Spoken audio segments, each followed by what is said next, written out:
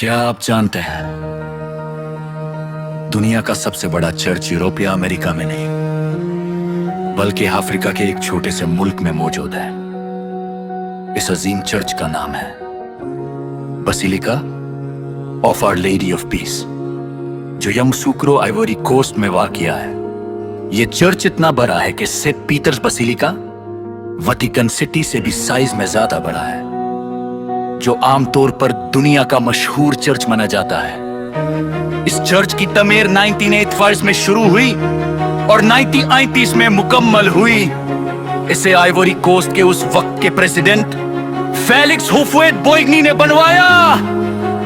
इस चर्च की हाइट तकरीबन 55 मीटर्स है और यहाँ 18 से ज्यादा लोग एक साथ इबादत कर सकते हैं। इसकी डिजाइन इतनी खूबसूरत है कि ये रोम के सेंट पीटर्स बसिलिका से इंस्पायर होकर बनाया गया, लेकिन साइज में उससे भी बड़ा।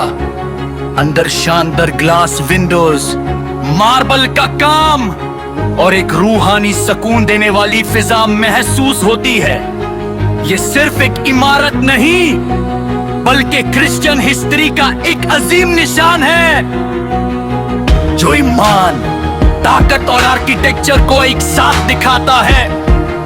अगर आपको ये मालूमात पसंद आई तो वीडियो को लाइक करें और चैनल को फॉलो जरूर करें, क्योंकि दुनिया के राज हर किसी को नहीं पता होते।